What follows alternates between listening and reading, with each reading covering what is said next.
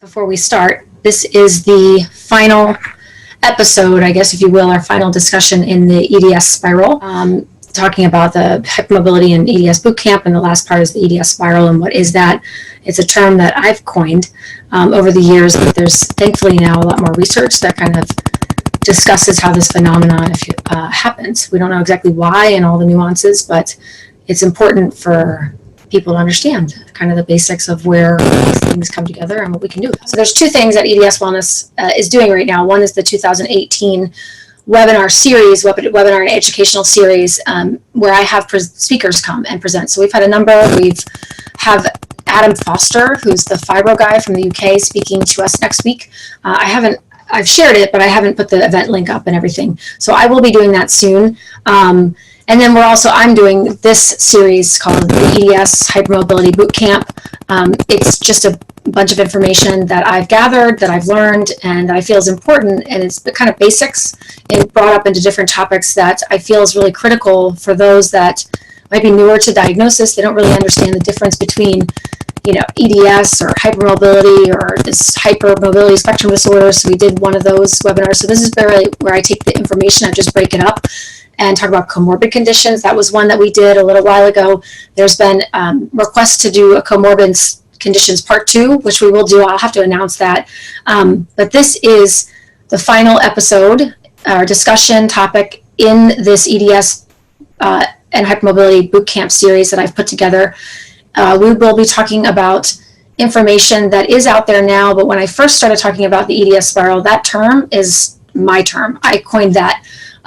Just based upon my own experience and then also what I was seeing as I was working in the world. So now there's information. I don't know that anybody else uses the EDS spiral. It's not a medical term, so I will make that caveat. We sometimes say deconditioning, and when people talk about deconditioning, they're kind of talking about the spiral and what we can do about it. So there's a lot of information that has now come out to kind of support the phenomenon of the spiral. And even when it first came out, we really didn't know what to do about it. And a lot of the information seemed very scary, I guess. And also, we talked a lot about movement and exercise and PT, and people get really, really upset.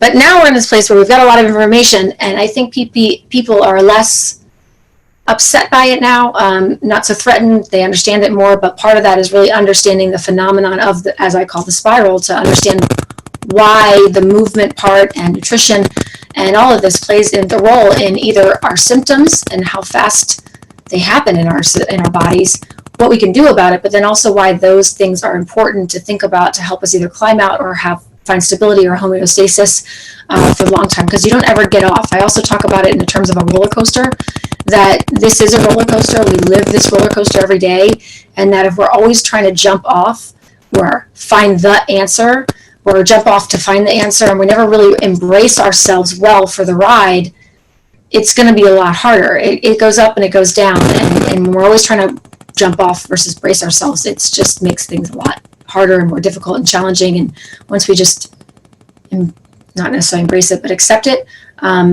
it's amazing what really can happen. So we just have a lot more information now than when I first started talking about this to really support this idea. And of course now other speakers and everything is talking about wellness and living well and more lifestyle medicine versus, because a lot of us are super medicine sensitive. They're doing nutrition studies now. So there's a lot of validity now that we have to this phenomenon and what we can do about it.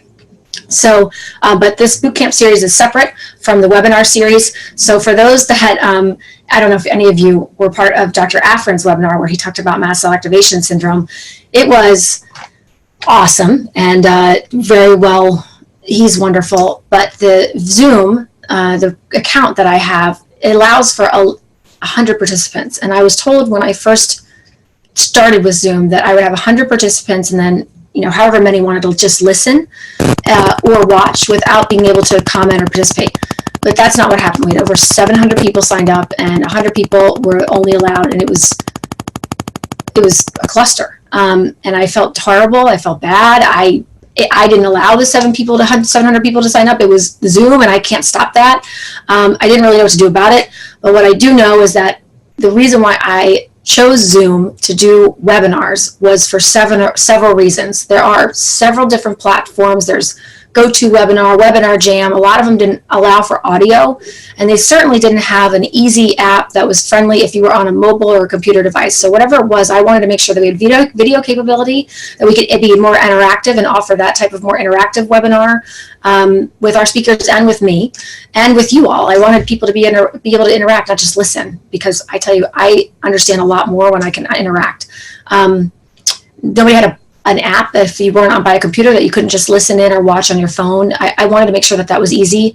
Not that it's going to be perfect, but Zoom, after 2 years of doing a ton of research, was the best platform in general. It was also the least expensive, and we have to worry about funding. So it then comes down to this webinar with Dr. Afrin, and I've looked at all of these things, and I know there are other platforms out there. If anybody knows of ones that are less expensive and that can hold 1,000 people, please let me know, because there's clearly a need. But from my experience, other platforms are limited either in their video capability, ease of use on just a phone or other mobile devices if you're not in front of your computer. They also charge an arm and a leg when you're over a certain amount. So for just example, if we have another webinar, and I will of course watch it, where there's over 100 people registered, I have to pay ahead of time the difference. So a webinar that's 600 people or 700 people costs about $300 to $400 on Zoom. Other platforms are more. So with being a nonprofit, wanting to be able to offer this type of capability, I feel very strongly about it being interactive and not just a webinar. It's hard. It's very expensive. I don't think people realize how expensive it really is. There's limitations with every single technology.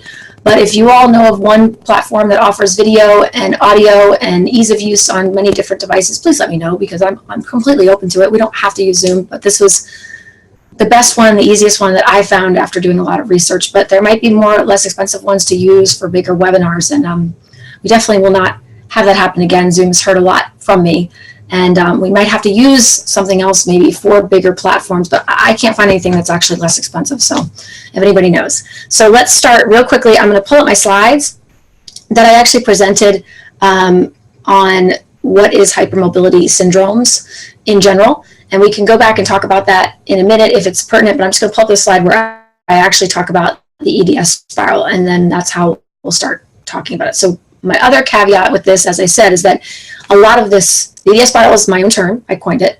I feel very strongly about making sure that you all know that. So this disclaimer is that some of this stuff is taking a lot of the research that we now know is available and kind of trying to understand it in a bigger general term, and how that applies to you is really up for you and your doctor. Not everything I say applies to you or is right for you. This is just information to give you maybe some insight, maybe more understanding on the broader spectrum of disorders and how they relate to other things, what you can do about it. But it's certainly not a blanket term. It's certainly not blanket rules. It's not, this is what you should do. There are some things that's linking A to B and B to C and then C back to A, and we just have to infer the best we can because there's so much research we don't know yet. So I will make sure that I say that some of the things that I've learned and I've figured out are more theory. We don't have the research to prove it yet. I also believe that some doctors and are presenting on this stuff and trying to giving these kind of insights now, but until we really study all this stuff and all the nuances and the components of the connective tissue that might be mutated and how they impact other things, and we won't really fully understand.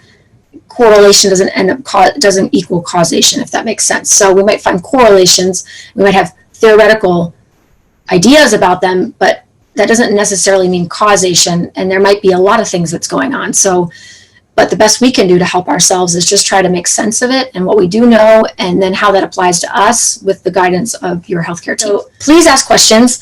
I'm going to pull up my slide, and then, we'll just go through this. I also made this series based upon content, but also to be more interactive and to ask questions versus just present it to you. So, all right, so the EDS spiral. So the EDS spiral, as I said, is a personal term. It's not necessarily a medical term or one that's used by the EDS specialist or one that's used even by the broader hypermobility community.